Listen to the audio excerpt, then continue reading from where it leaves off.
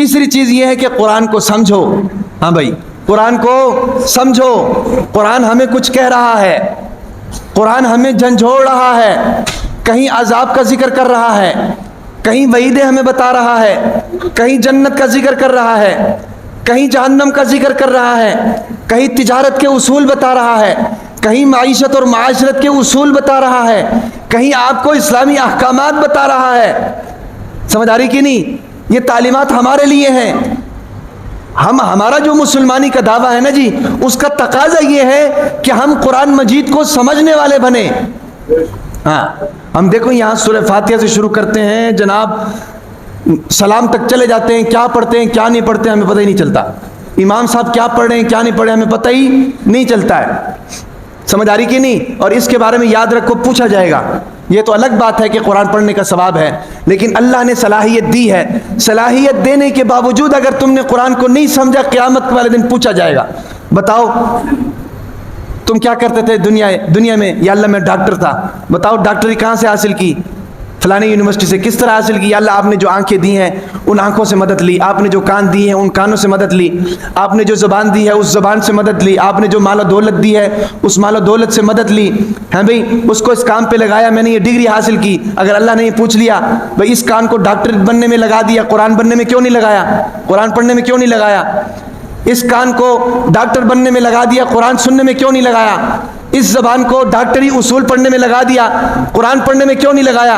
جس زبان سے ڈاکٹری سیکھ سکتے ہیں اس زبان سے قرآن بھی پڑھ سکتے ہیں. یہ بات ذہن میں رکھو. ہاں، یہ کوئی بات نہیں ہے کہ ہمیں قرآن پڑھنا نہیں آتا، ہمیں سمجھ نہیں آتی. دنیا کے ہر کام کی ہمیں سمجھ آتی ہے، قرآن پڑھنا کیوں نہیں آتا؟ وَلَقَدْ يَسَّرْنَا الْقُرْآنَ لِلذِّكْرِ فَهَلْ مِن مُدَّكِرٍ. اللہ تعالیٰ قرآن میں فرما رہے ہیں کہ ہم نے اس کو آسان کیا ہے. ہم دیکھیں گے تو آسان ہوگا نا بھائی.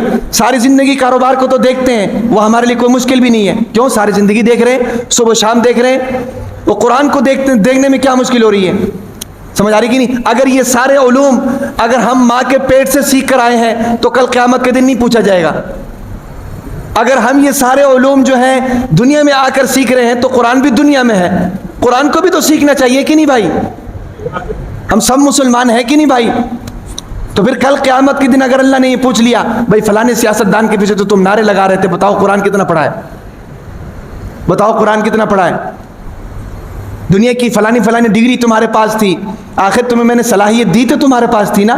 بتاؤ قرآن کی صلاحیت تمہیں دی تھی، وہ قرآن کیوں نہیں پڑھا؟ ذہن تمہیں دیا، بڑا سائنسدان بھی بن گئے، اسی ذہن سے قرآن کو پڑھ لیتے، کیوں نہیں پڑھا؟ کیوں نہیں سمجھا اس قرآن کو؟ کیوں نہیں اس کے مطابق زندگی گزاری؟